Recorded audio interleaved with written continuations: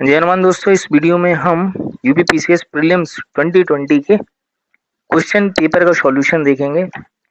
UPPCS prelims में 150 questions आते हैं, तो हम इस पहली वीडियो में 50 क्वेश्चन कवर करेंगे। फिर जो नेक्स्ट वाली वीडियो होगी उसमें फर्दर 50 क्वेश्चंस कवर करेंगे, और जो फर्दर नेक्स्ट वीडियो होगी उसमें हम जो रिमेनिंग 50 क्वेश्चंस हैं उनको कवर करेंगे। इस तरह से 3 वीडियोस मैं बनाऊंगा और हर वीडियो में 50 क्वेश्चंस होंगे। एक वीडियो नहीं बना सकता क्योंकि ये थोड़ी लंबी पड़ जाएगी। तो चलिए स्टार्ट करते हैं। पहला क्वेश्चन है कि National Clean Air Programme has been launched by the central government in the year. तो किस वर्ष सेंट्रल गवर्नमेंट ने नेशनल क्लीन एयर प्रोग्राम शुरू किया? इसका आंसर है जनवरी 2019। तो जनवरी 2019 में सेंट्रल गवर्नमेंट ने National Clean Air Programme start किया। क्या है ये नेशनल क्लीन एयर प्रोग्राम? तो इस प्रोग्राम के तहत ये प्लानिंग की गई कि जो पार्टिकुलेट मैटर 2.5 और पार्टिकुलेट मैटर 10 का कंसंट्रेशन है 2017 में, जो इसका कंसंट्रेशन है उसको 20 से 30% तक कम करने का प्रयत्न किया जाएगा।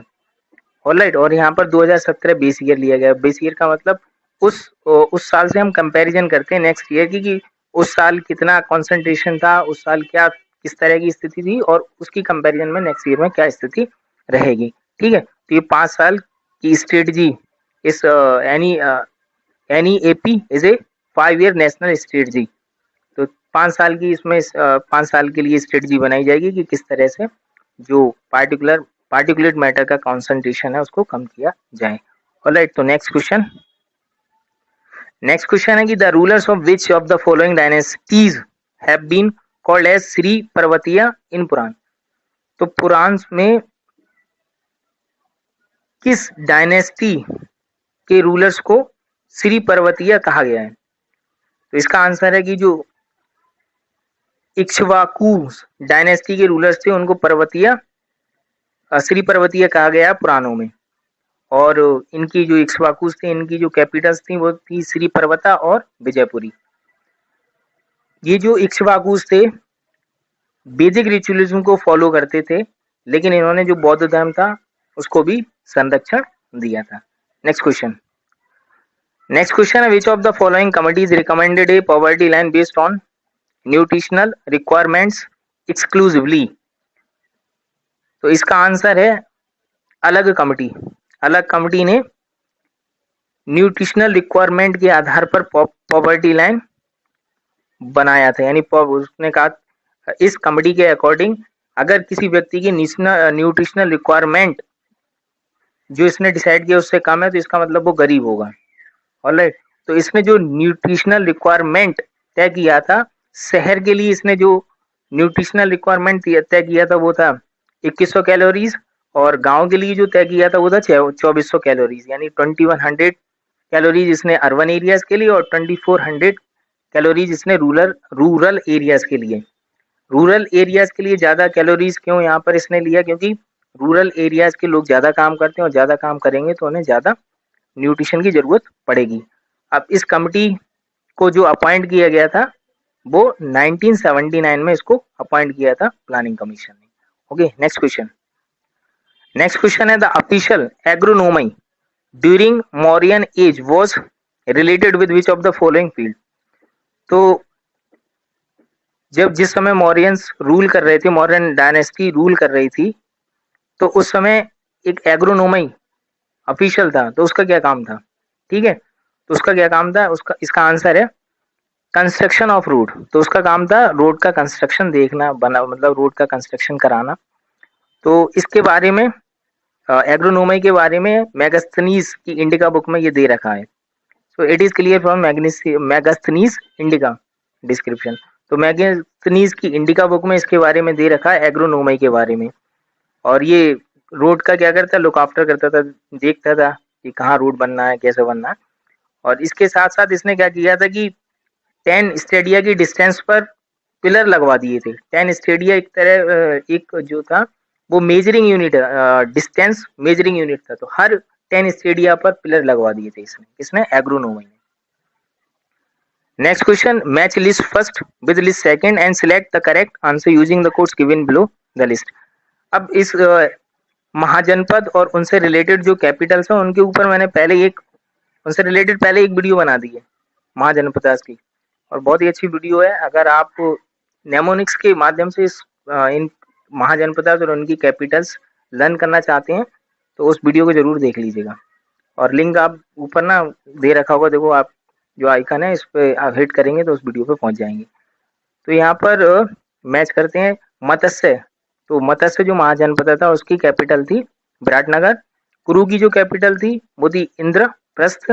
सूरसेना की जो कैपिटल थी वो मथुरा, और अश्मक की जो कैपिटल थी वो पोटन।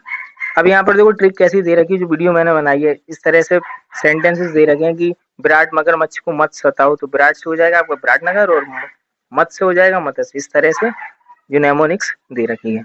नेक्स्ट क्वेश्चन है कि which of the following indicators is not used to calculate human development index. तो इनमें से किस इंडिकेटर्स को यूज नहीं किया जाता है ह्यूमन डेवलपमेंट इंडेक्स को कैलकुलेट करने के लिए। तो जो लाइफ एक्सपेक्टेंसी है उसको यूज किया जाता है, पर कैपिटा इनकम को यूज किया जाता है, एजुकेशन को यूज किया जाता है, सोशल इनइक्वालिटी को नहीं यूज किया जाता है। जो HDI की टर्म थी उसको विकसित किया था पाकिस्तानी इकोनॉमिस्ट महबूब उल हक ने, और इसके बाद कंट्रीज के डेवलपमेंट को मापने के लिए इसको नेशनल डेवलपमेंट प्रोग्राम में शामिल कर लिया गया इस HDI को। ऑलराइट, अगर ये क्वेश्चन पूछा जाए कि HDI को किसने डेवलप किया था या विकसित किया था, तो पाकिस्तानी इकोनॉमिस्ट था जिसका नाम था Mahmud ul Haq. The idea of cultural poverty was given by. तो कल्चरल पॉवर्टी का आइडिया किसके द्वारा दिया गया था, तो इसका आंसर है Oscar Lewis. Next question, given below are two statements, one is labelled as assertion A and the other as reason R. तो असर्शन और रीजंस दे रखे हैं, और हमें ये बताना है कि ये दोनों जो असर्शन है इसका रीजन सही है, अगर दोनों सही है तो वो उसके अकॉर्डिंग हमें ऑप्शन यहाँ पे चूज करना है। तो असर्शन दे रखा है कि we have much more information about Cholas than their predecessors. Reason दे रखा है the Chola rulers adopted the practice of having inscriptions written on the walls of temples giving a historical narrative of their victories। तो देखिए यहाँ पर दोनों ही सही है, और आर जो है करेक्ट एक्सप्लेनेशन है एक ही, क्योंकि चोला जो थे उन्होंने जहां जहां अपनी विजय प्राप्त करी थी और उसको बनाए रखने के लिए इंस्क्रिप्शंस वगैरह लगवा दिए थे, जिससे कि लोग उनकी जो उन्होंने विजय प्राप्त करी थी उसको जान सकें, और उनसे चोला से पहले के जो रूलर्स थे उन्होंने ऐसा किया नहीं था।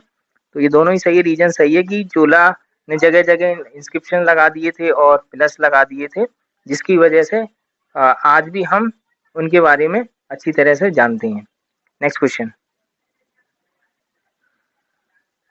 है कि during the mid 80s decade of 20th century the negative aspect of development were discussed at large.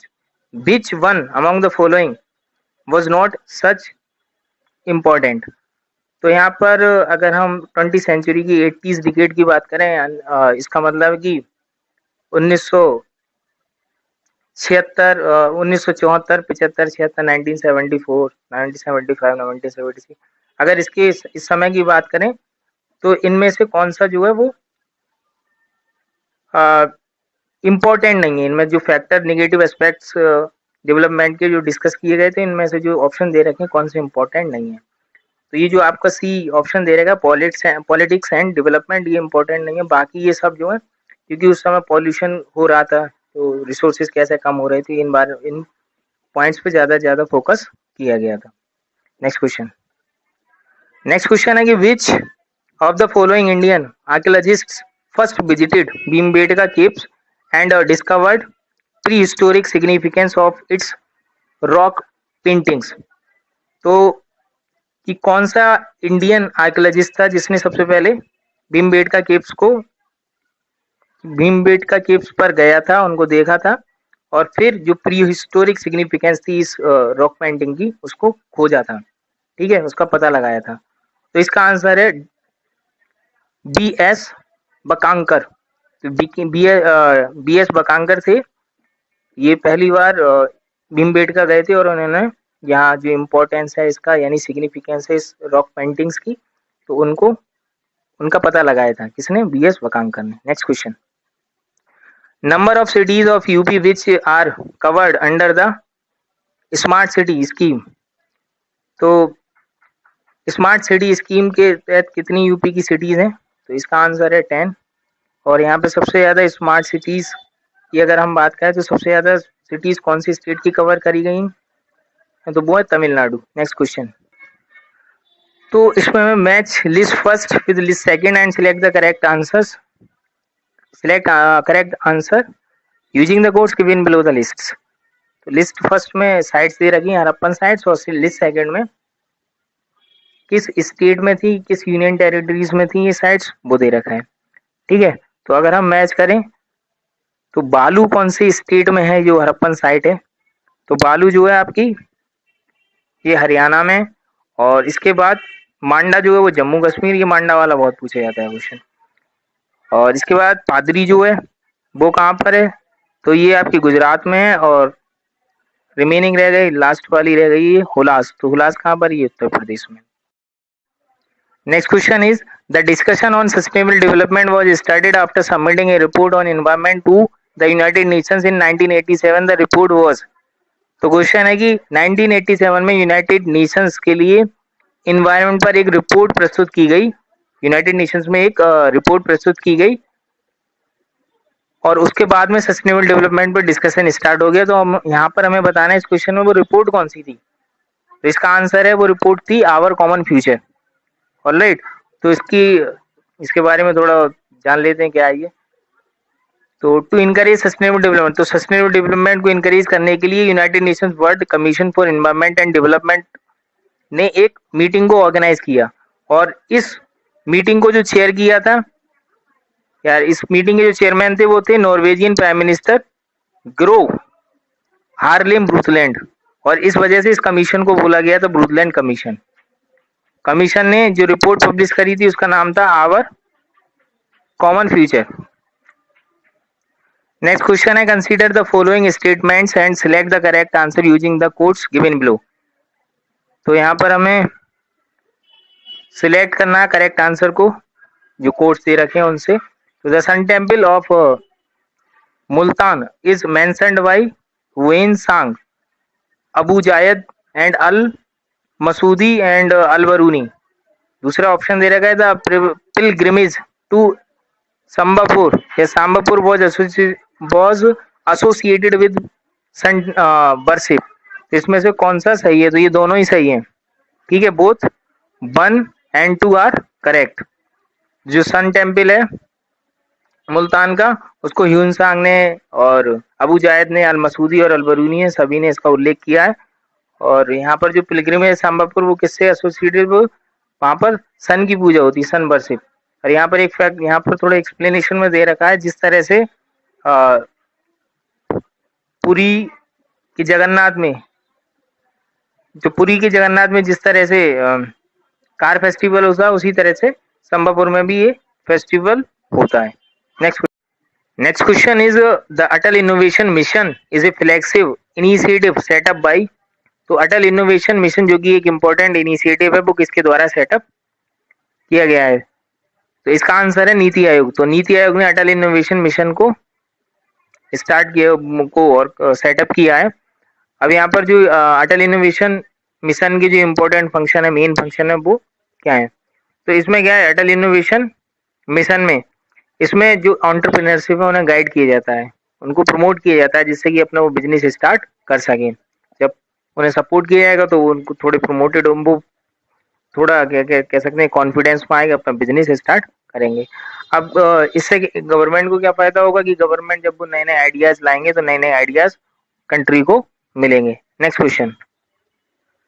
Question is who of the following was sent as representative of labourers by Indian government in the Washington summit of ILB in the year 1919। तो इनमें से किसे representative of labourers के रूप में भेजा गया था इंडियन गवर्नमेंट के द्वारा ILB की जो वॉशिंगटन समिट हुई थी 1919 में। ठीक है, तो 1919 में ILB की जो वॉशिंगटन समिट हुई थी वह उसमें इंडियन गवर्नमेंट के द्वारा इसे लेबर्स का रिप्रेजेंटेटिव के रूप में भेजा गया। तो इसका आंसर है बीपी बाडिया। Next question.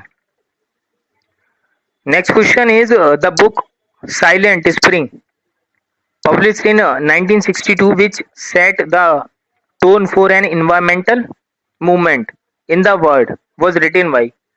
तो जो साइलेंट स्प्रिंग की बुक थी 1962 में जिसको पब्लिश किया गया था, तो उसने इन्वायरमेंटल मूवमेंट एक नई टोन स्थापित कर दी थी वर्ल्ड में। तो ये किसके द्वारा लिखी गई थी? तो इसका आंसर है रेसल कैर्सन। रेसल कैर्सन ने इस बुक को लिखा था।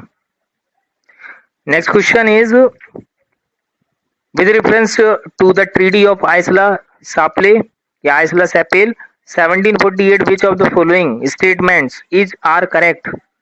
First option is the first Carnatic war was ended. The second option is the English got back Madras। तो इसका आंसर है दोनों ही सही है। तो कर्नाटक वॉर एंड हो गया था जब आइसला सेपल जो ट्रीटी हुई थी, आइसला सेपल ट्रीटी के बाद इस कर्नाटक वॉर को समाप्त कर दिया गया। फर्स्ट जो कर्नाटक वॉर था उसको समाप्त कर दिया गया। और इसके बाद क्या हुआ, इस जो फर्स्ट कर्नाटक वॉर एंड हुआ था इसमें इंग्लिश को जो मद्रास उन्होंने खो दिया था तो उसको उन्हें वापस दे दिया गया। Next question. Next question is which one among the following is not covered under integrated child development programme. तो इनमें से कौन सा इंटीग्रेटेड चाइल्ड डेवलपमेंट प्रोग्राम के तहत नहीं कवर किया गया है, उसके अंतर्गत नहीं आता है? तो इसका आंसर है फैमिली प्लानिंग। फैमिली प्लानिंग जो इंटीग्रेटेड चाइल्ड डेवलपमेंट प्रोग्राम के तहत नहीं आता है। अब इसके कुछ जो इम्पोर्टेंट पॉइंट हैं इंटीग्रेटेड चाइल्ड डेवलपमेंट प्रोग्राम के, वो थोड़ा उस पर नजर डाल लेते हैं। तो इसमें क्या है कि ये लॉन्च हुआ था 2 अक्टूबर 1975 को, और इसमें क्या है कि लार्जेस्ट कम्युनिटी बेस्ड प्रोग्राम है, वर्ल्ड का सबसे बड़ा कम्युनिटी बेस्ड प्रोग्राम है। और ये 6 साल तक के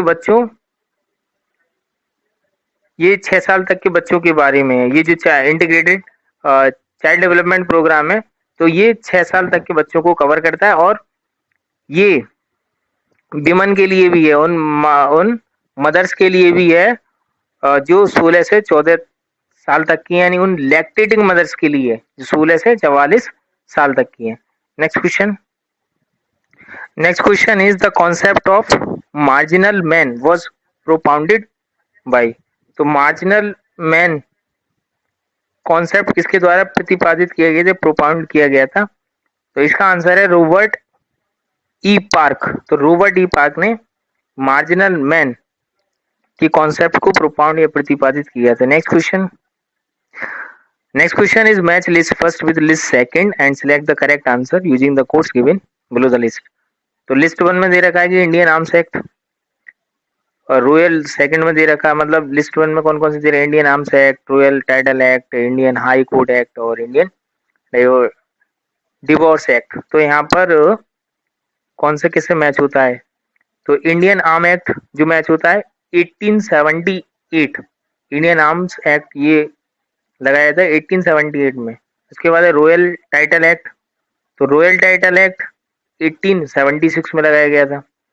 इसके बाद नेक्स्ट है Indian high court act, Indian high court act को 1861 में। इसके बाद इंडियन डिवोर्स एक्ट, तो इंडियन डिवोर्स एक्ट के लिए 1869।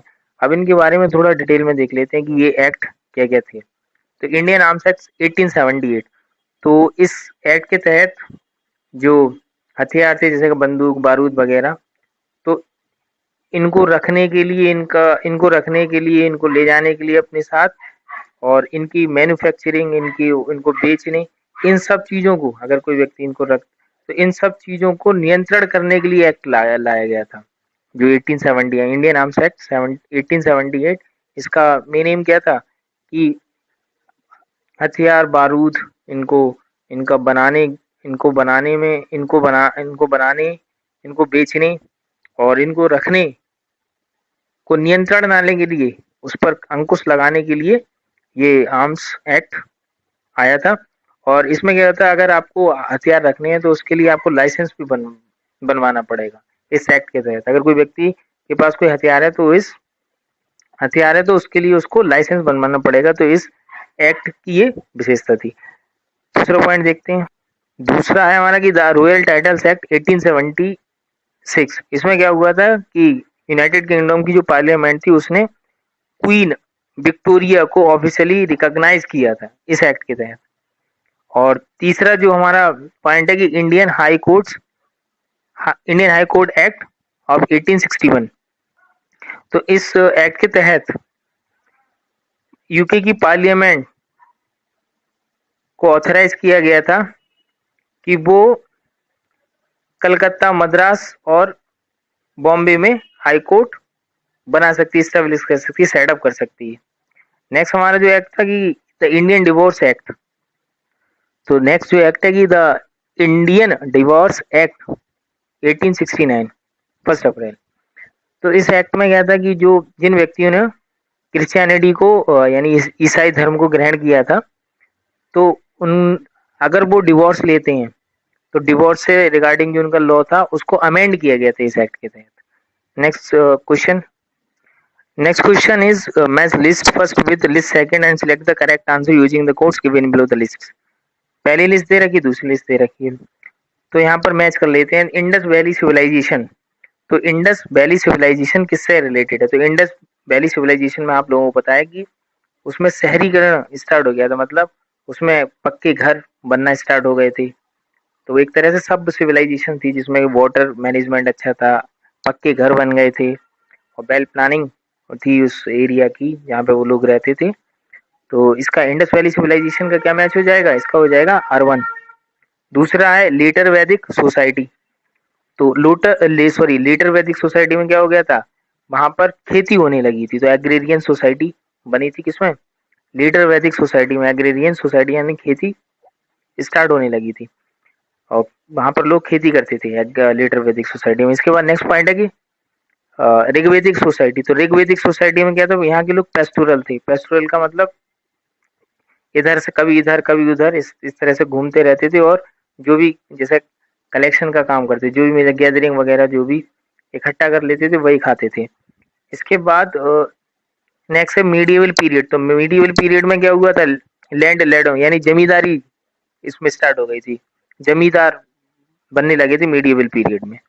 Next question is who has merged Sikkim in India.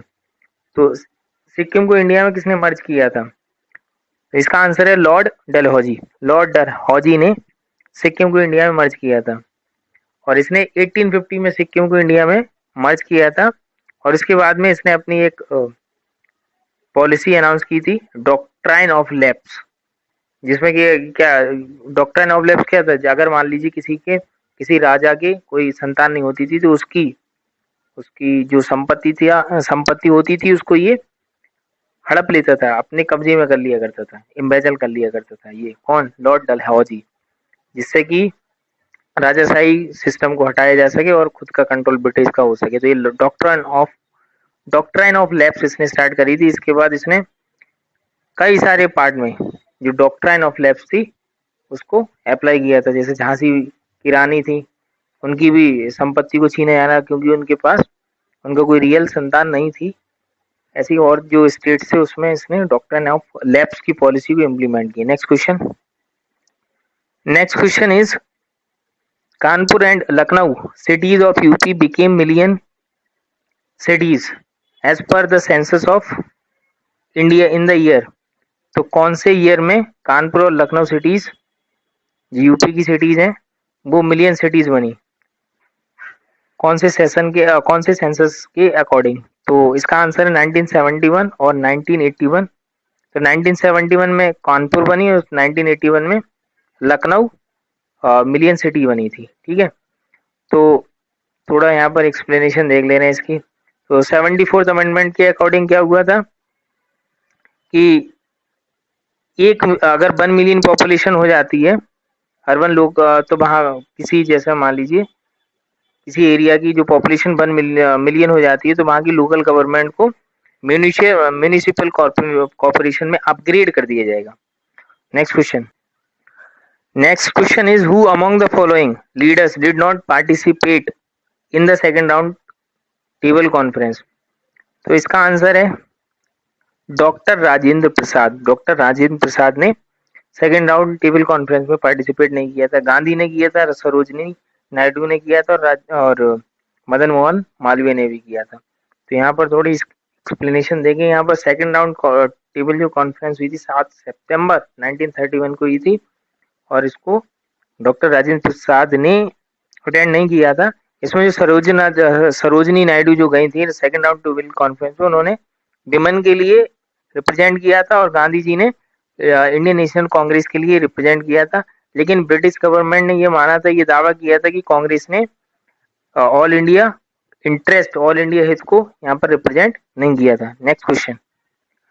Next question is match list first with list second and select the correct answer using the codes given below the list.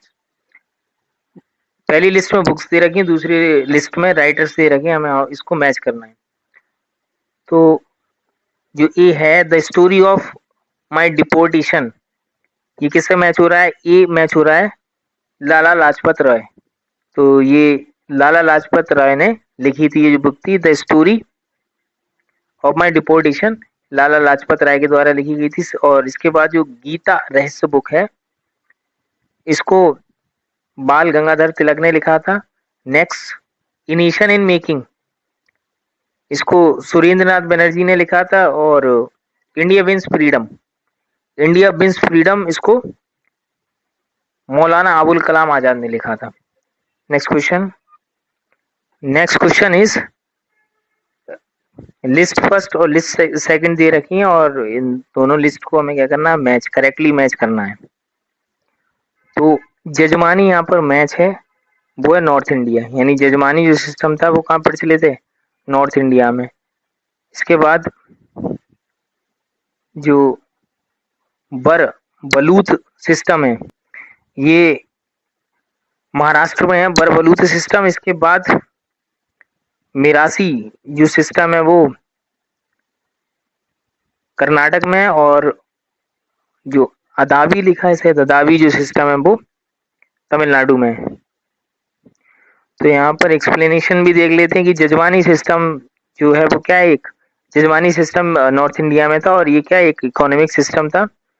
और इसमें क्या था कि जो lower caste के people थे वो base तरह तरह के फंक्शन किया करते थे अपर कास्ट के लिए, जिसमें कि अपर कास्ट उन्हें कुछ ना कुछ दिया करते थे, जैसे गुड्स भी मिलता था इन रिटर्न में, जो भी जो काम किया करते थे। तो यहाँ पर जो बरबलूत सिस्टम है वो क्या था? एक वंशानुगत विलेज सर्वेंट सिस्टम था। 12 ट्रेड्स का, 12 व्यापार का, मतलब 12 व्यापार का। और ये कहाँ होता था? महाराष्ट्र में। इसके बाद है मरासी। तो ये जो मिरासी थे, ये क्या थे? सिंगर्स थे और डांसर्स थे कर्नाटका के। Next question is who among the following established a modern armoury in Dindigul Mysore in 1755। तो किसने मॉडर्न आर्मरी यहाँ पर स्टैब्लिश की थी, उसकी को स्थापित किया था 1755 में? तो इनमें से कौन है वो? तो इसका आंसर है हैदर अली। तो हैदर अली ने मॉडर्न आर्मरी स्टैब्लिश की थी मैसूर में, मैसूर के दिंदीगुल में, Dindigul. Next question. Next question is which one among the following is not a major cause of wildlife extinction. तो इनमें से जो जानवर वगैरह, इनमें से ऐसा कौन सा कॉज नहीं है, मेजर कॉज नहीं है जानवरों के गायब होने का? जो मतलब वाइल्ड लाइफ एक्सटिंक्शन हो रहा है, जंगलों से जो जानवरों की कमी हो रही, जंगलों में जानवरों की कमी हो रही है, तो उसका इनमें से कौन सा मेन कारण नहीं है? तो इसका आंसर है fast pace of population growth. तो जो पॉपुलेशन बढ़ रही है, तीव्रता जो पॉपुलेशन बढ़ रही है, कारण तो वो है, लेकिन मेन कॉज नहीं है। मेन कॉज कौन कौन से हैं? नेचुरल हैबिटेट्स की कमी हो रही है, और to make fire in the forest, जंगलों में आग लग जाना, और illegal commercial trade of wildlife, जानवरों का इलीगल कॉमर्शियल ट्रेड करना, उन्हें बेचना जानवरों के लिए। ठीक है, ये जो है मेजर कॉज है वाइल्ड लाइफ एक्सटिंक्शन की। Next question. Next question is दो असर्शन और स्टेटमेंट दे रखे हैं, तो हमें जो ऑप्शंस दे रखे हैं उनके आधार पर बताना है कि इनमें से कौन सा सही है। तो असर्शन यहाँ पर दे रखा है, the British government introduce different land revenue system in different parts of India. तो ब्रिटिश गवर्नमेंट ने different land revenue system India के डिफरेंट पार्ट में स्टेब्लिश किए थे, इनको शुरू किया था, इंट्रोड्यूस किया था। जो लैंड रेवेन्यू सिस्टम थे इंडिया के डिफरेंट पार्ट में स्टार्ट किए थे ब्रिटिशर्स ने, और जिसके का और यहाँ पर रीजन दे रखा है, it led to create different classes in India, और जिसकी वजह से इंडिया में डिफरेंट क्लासेस स्थापित हो गए, मतलब तरह तरह की नई क्लासेस का जन्म हुआ इंडिया में। तो इसमें बताना आंसर इसका कौन सा ऑप्शन ठीक होगा। तो यहाँ पे दोनों ही ठीक है कि इंडिया ने जो सॉरी ब्रिटिश गवर्नमेंट थी जब वो इंडिया में आई तो उसने different different land revenue system start करी, जगह जगह तरह तरह के लैंड रेवेन्यू सिस्टम स्टार्ट कर दिए, तो वहां पर नई नई क्लास का जन्म हुआ इंडिया में। ठीक है, तो इसका बोथ मतलब असर्शन भी ठीक है और रीजन भी ठीक है। Next question. Next question is, in August 2020, Railway Museum in India was dedicated to the nation at which of the following places? तो किस जगह इंडिया में किस जगह रेलवे म्यूजियम को देश के लिए समर्पित किया गया है? तो इसका आंसर है हुबली। तो हुबली में रेलवे म्यूजियम बनाया गया है, और जो हुबली है कहाँ पर, तो ये नॉर्थ कर्नाटका में है। ये जो हुबली कहाँ पर, नॉर्थ कर्नाटका में। Next question. Next question is, consider the following texts and arrange them in chronological order. तो यहाँ पर पहले कौन सी बुक लिखी गई, फिर उसके बाद कौन सी, तो क्रोनोलॉजिकल ऑर्डर में इन बुक्स को हमें यहाँ पर लगाना है, सेट करना है। तो आंसर इसका सबसे पहले इन सब जो बुक्स दे रखी है इनमें पहले लिखी गई किताबुल हिंद, उसके बाद पृथ्वीराज रासो, और उसके बाद तबकात-ए नासिरी, और लास्ट में ये जो लिखी गई वो फतवा-ए जहांदारी। तो थोड़ी एक्सप्लेनेशन इनकी देख लेते हैं। तो जो किताबुल हिंद लिखी गई थी, तो किताबुल हिंद जो लिखी गई थी वो अल-बरूनी के द्वारा लिखी गई थी, जो कि एक ईरानियन स्कॉलर था। और ये जो बुक है इसमें 80 चैप्टर्स हैं। पृथ्वीराज रासो की अगर हम बात करें तो ये पृथ्वीराज चौहान के बारे में है ये बुक, और इसको लिखा है पृथ्वीराज चौहान के कोर्ट पोइट जिसका नाम था चंद बरदाई। इसके बाद नेक्स्ट बुक जो है तबकात-ए नासिरी, तो इसको मिनहाज ए सिराज ने लिखा था, और ये 1260 में कंप्लीट हुई।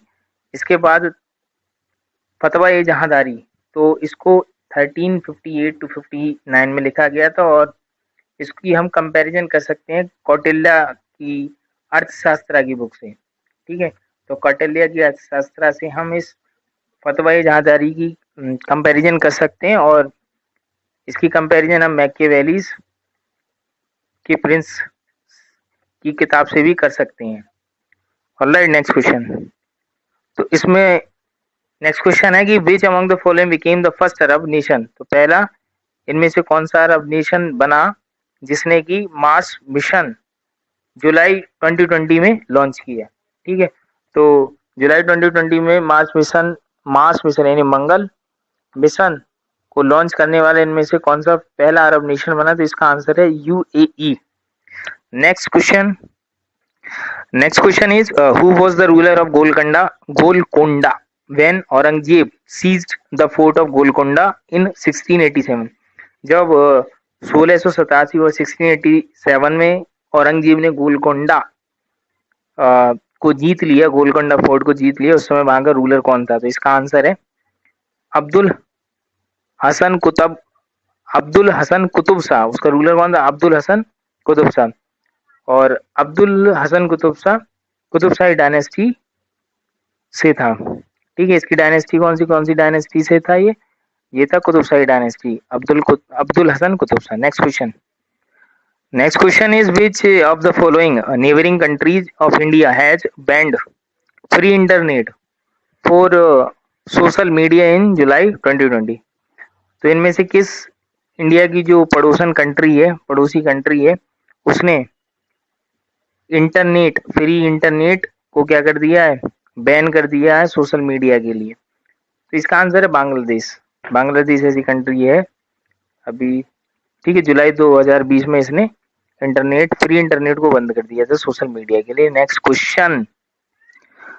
Question is which of the following statement is or are correct? Akbar tried to fix the age of marriage for boys and girls. तो अकबर ने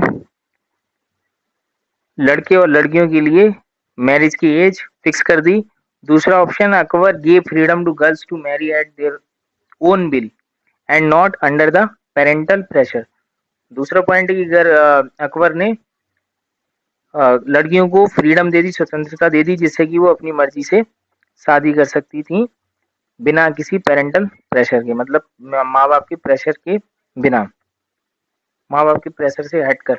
तो इसमें कौन सा ऑप्शन सही है? ये दोनों ही ठीक है, क्योंकि अकबर ने क्या किया था, एक्सप्लेनेशन अगर हम देखें इसकी, तो अकबर ने बहुत सारे सोशल रिफॉर्म्स किए थे जिससे कि उसकी सोसाइटी में बहुत सारी जो इविल्स है उनको दूर किया जा सके।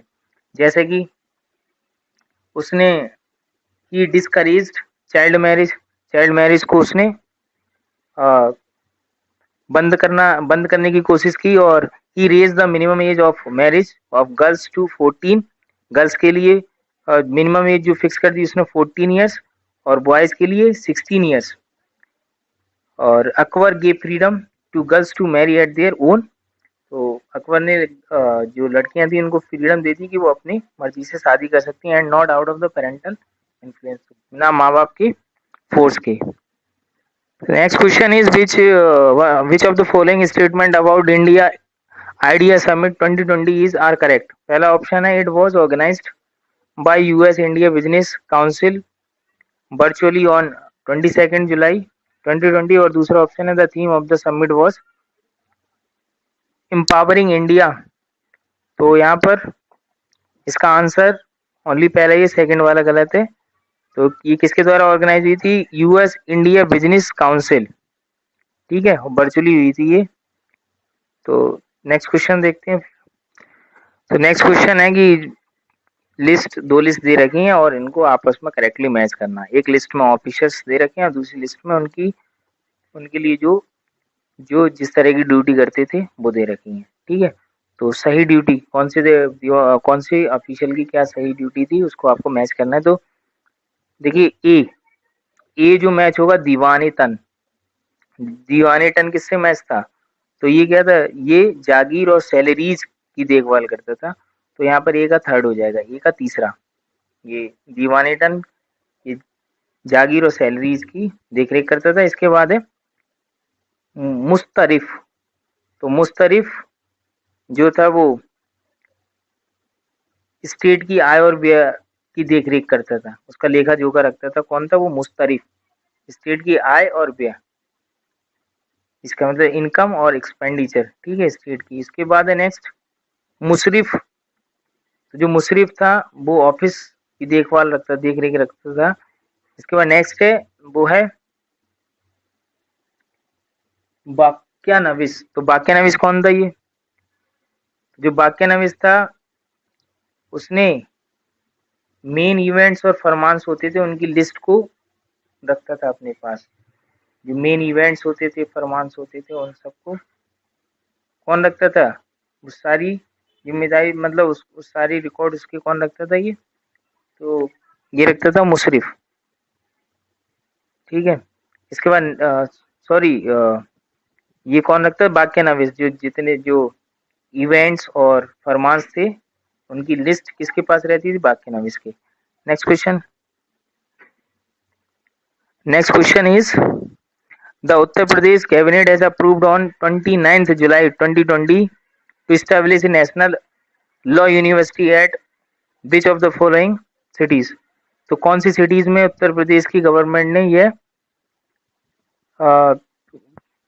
कौन सी to establish a national law university at which of the following cities? तो कौन सी सिटी में उत्तर प्रदेश की गवर्नमेंट ने नेशनल लॉ यूनिवर्सिटी को खोलने की अनुमति दे दी है, या इसको अप्रूव कर लिया है, ठीक है, स्वीकृत कर लिया कि किस सिटी में वो नेशनल लॉ यूनिवर्सिटी खोलेगी उत्तर प्रदेश की गवर्नमेंट? तो इसका आंसर है प्रयागराज। इलाहाबाद में जो है, यहाँ पर वो क्या खोलेगी, national law university. Next question, तो यहाँ पर हमें कौन सा ऑप्शन करेक्टली मैच नहीं है उसको पिकअप करना है। तो शेख मोइनुद्दीन चिश्ती सही है, अजमेर में था ये। इसके बाद शेख बुरहानुद्दीन गरीब, ये कहाँ पर थे, सही है, दौलताबाद में। इसके बाद शेख मोहम्मद हुसैनी, शेख मोहम्मद हुसैनी, ये भी ठीक है, गुलबर्ग में। लास्ट है शेख निजामुद्दीन औलिया, तो ये निजामुद्दीन औलिया ये गलत दे रखा है, ये निजामुद्दीन औलिया दिल्ली में है, ठीक है। तो इनकी दरगाह कहाँ है, ये दिल्ली में है, तो ये गलत है, मुल्तान। तो लास्ट वाला ऑप्शन गलत है। Next question, next question is Indian Minister of Youth Affairs and Sports announced on 25th July 2020 that in 2021 fourth Khelo India Youth Games will be hosted by, तो जो youth affairs and sport minister हैं, उन्होंने कहा है कि खेलो India youth games जो है hosted किए जाएंगे। तो वो किसके द्वारा होस्ट किए हैं, कौन सी गवर्नमेंट के द्वारा, तो यहाँ पे या किस स्टेट के द्वारा, तो इसका आंसर है हरियाणा। हरियाणा के द्वारा फोर्थ खेलो इंडिया यूथ गेम्स आयोजित किए जाएंगे। Next question is which of the following Mughal period canals was constructed by restoring the Rajabba of Firoz Shah। तो मुगल पीरियड की कौन सी कनेल को कंस्ट्रक्ट उसको बनाया गया था, तो फिरोज शाह के द्वारा जो बनाई गई राजब्बा था उसको रिस्टोर करके, ठीक है, उसको रिस्टोर करके मतलब उसको फिर से जीवित करके बनाया गया था राजब्बा के लिए। तो वो कौन सी कनेल थी, तो वो थी साहब नहर। ऑलराइट, तो साहब नहर जो कि फिरोज शाह ने बनाई थी उसको फिर से जीवित किया गया था, यानी कि फिर से उसको बनाया गया था, दोबारा से उसे बनाया गया था। वो किसने बनाया था, वो बनाया था अकबर ने।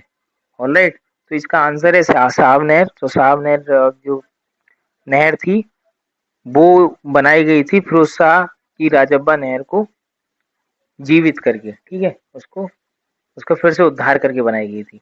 Next question is which of the following Indian football club became country's first ever football club to feature on क्या लिखा है, Nasdaq billboards in New York time square on 29 July 2020, ठीक है। तो इनमें से कौन सी इंडियन फुटबॉल क्लब जो फुटबॉल क्लब है कंट्री का पहला फुटबॉल क्लब बन गया जो कि नस्दाक बिलबोर्ड्स में नजर आया है, ठीक है, उसमें ये दिखा है न्यूयॉर्क टाइम स्क्वायर के जो नस्दाक बिलबोर्ड है उसमें इसने जगह बनाई है। तो कौन सा वो फुटबॉल क्लब है, इसका आंसर है Mohun Bagan. Next question is who among the following was the author of the book किताब-ए नासिरी। तो इनमें से किताब-ए नौरस, नासिरी नहीं, किताब-ए नासिरी। तो इनमें से कौन किताब-ए नासिरी का ऑथर था, तो इसका आंसर है इब्राहिम आदिल शाह। किताब-ए नौरस, किताब नौरस के क्या था लेखक, और इसके बारे में कुछ एक्सप्लेनेशन दे रखी कि late in the 16th century Sultan Ibrahim Adil Shah second of Bijapur compose the verses that comprise. उन्होंने तो बीजापुर का जो सुल्तान था उसने क्या किया, वर्सेस कंपोज किए थे, और उन वर्सेस में किताब नौरस भी शामिल थी। और ये बुक थी 9 रसास की रास जो होते हैं, 9 रसास की द 59 सॉन्ग्स एंड 17 कूपलेट्स। इसमें 59 सॉन्ग्स थे और 17 कूपलेट्स थे, और are written in Dakhni Urdu, और ये दखनी उर्दू में लिखी हुई है, and indicate the ragas in which they were to be sung. और इसमें रागास को इंडिकेट किया है, दर्शाया गया है जिससे कि वो गाए जाने थे। Ibrahim was deeply devoted to, वो म्यूजिक के लिए बहुत ज्यादा समर्पित था जो इब्राहिम था, और music and was himself A Dhrupad singer, और वो ध्रुपद सिंगर भी था, द प्लेयर ऑफ ए स्ट्रिंज और वगैरह वगैरह। ठीक है, नेक्स्ट क्वेश्चन देखते हैं अब। नेक्स्ट क्वेश्चन है in which of the following districts of UP a major solar power plant was established in collaboration with France in 2018। तो इसका आंसर है मिर्जापुर। इसका आंसर है मिर्जापुर। मिर्जापुर में एक मेजर सोलर प्लांट लगाया गया है। ठीक है, तो इस एक्सप्लेनेशन में दे रखा है कि पीएम मोदी और फ्रेंच जो प्रेसिडेंट थे इमैनुअल मैक्रन, इन्होंने मिलकर यूपी का जो बिगेस्ट पावर प्लांट है वो लगाया, जिसकी क्षमता क्या है 75 मेगावाट की। ये कहाँ लगा है? मिर्जापुर में। Next question is the first kisan rail of India started in its journey on 8 August 2020 between which of the following two states. तो first kisan rally of India ने अपनी जर्नी 8 अगस्त को जो स्टार्ट की थी वो कौन कौन से दो स्टेशंस के बीच जो स्टार्ट की है। ठीक है, first kisan rail of India. तो इसका आंसर है देवलाली एंड दनापुर। इसके बाद next question is how many more Ramsar sites were added to the Uttar Pradesh in January 2020। तो जनवरी 2020 में कितनी और रामसर साइट्स उत्तर प्रदेश में जोड़े गए हैं। तो इसका आंसर है 6। ठीक है, 6 मोर रामसर साइट्स उत्तर प्रदेश में जोड़े गए। नेक्स्ट क्वेश्चन इज इनमें से देखो सबमिट दे रखा, प्लेस दे रखा, अब आपको ये मैच करना है कि कौन से गलत है। तो इसका आंसर है ए।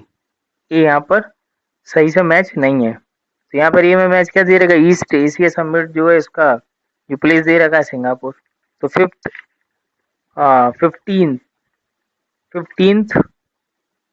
ईस्ट एशिया समिट जो हुई थी वो कहाँ हुई थी? वियतनाम में हुई थी, और यहाँ क्या दे रखा सिंगापुर में। तो ऑप्शन ए क्या है गलत। Next question is in which of the following states of India the first ever E Lok Adalat was started during the कोविड-19 पीरियड। तो कौन से स्टेट्स में, इंडिया के कौन से स्टेट्स में पहली ई लोक अदालत स्टार्ट हुई ड्यूरिंग कोविड-19 पीरियड। तो कोविड-19 पीरियड के दौरान इंडिया के किस स्टेट में पहली ई लोक अदालत स्टार्ट हुई? तो इसका आंसर है Chhattisgarh. Alright, next question is with reference to the detailed report of tiger census 2018 released by government of India in July 2020 which of the following statement is और आर करेक्ट। इनमें से कौन सा स्टेटमेंट सही है? तो India has 70% of total global tigers population. India के पास 70% total global tigers population है, यानी जो बर्ड में पॉपुलेशन है टाइगर्स की 70% इंडिया के पास ही है। Nearly 30% of India's tigers live outside tiger reserve.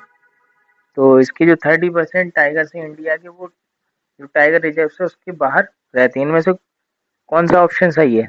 तो इसका आंसर है दोनों ही सही है, 1 और 2 दोनों ठीक है।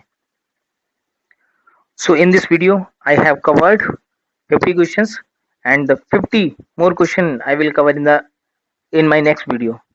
So till then, bye. See you soon in the next video. Bye bye.